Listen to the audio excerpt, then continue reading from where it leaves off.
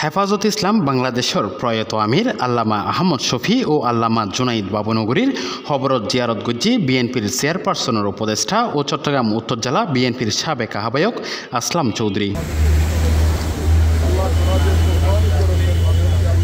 এর আগে রবিবার আগস্টের 25 তারিখ বিয়েলে তিনি দীর্ঘ 8 বছর কারাগারত্ব সদ্য জামিনমুক্ত পাওয়ার পর বিএনপির নেতা আসলাম চৌধুরী হাটাজারি মাদ্রাসাত মিদি আসি মাদ্রাসার ঢুকানোর সাথে সাথে প্রথমে দারুল উলুম মঈনুল ইসলাম হাটাজারি মাদ্রাসার মহাপরিচালক আল্লামা খলিল আহমদ কাসেমিল্লাই সৌজন্য সাক্ষাৎ করে।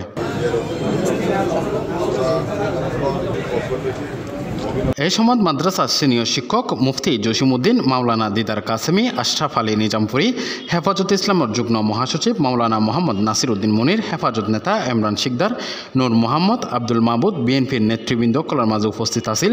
চট্টগ্রাম জেলা বিএনপির যুগ্ম আহ্বায়ক কাজী সালাউদ্দিন, উত্তর জেলা বিএনপির সদস্য সুলাইমান মঞ্জু, উত্তর জেলা স্বেচ্ছাসেবক দলের সাবেক সভাপতি মুরসালাইন, অ্যাডভোকেট রেজাউল নূর সিদ্দিকী উজ্জ্বল, চট্টগ্রাম বিশ্ববিদ্যালয় ছাত্রদলের সিনিয়র সহসভাপতি মামুনুর রশিদ সহ বিভিন্ন নেতৃবৃন্দ কল এ সময় উপস্থিত আছিল। পরে তিনি জামিয়ার কবরস্থানত মিদি হেফাজতর প্রয়াত আমির আল্লামা আহমদ শফি ও জুনাইদ বাবুনগরীর খবর জিয়ারত করি মাদ্রাসার মসজিদত আসরন নমাজ ত্যাগ করি পরে মাদ্রাসা ত্যাগ করে তিনি। হৈরাহি 2016 সালত 15 মে রাজধানীর কিলক্ষেত এলাকাত আসলাম চৌধুরীরে গ্রেপ্তার করা হয়। পরদিন ফৌজদারি কার্যবিধি 54 ধারার গ্রেপ্তার দেহে তারা রিমান্ডে নেওয়া হয়।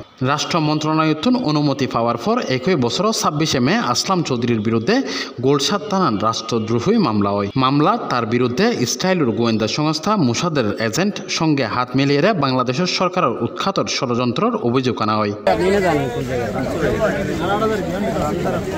Shoebur Rahman, C+ TV, Chittagong.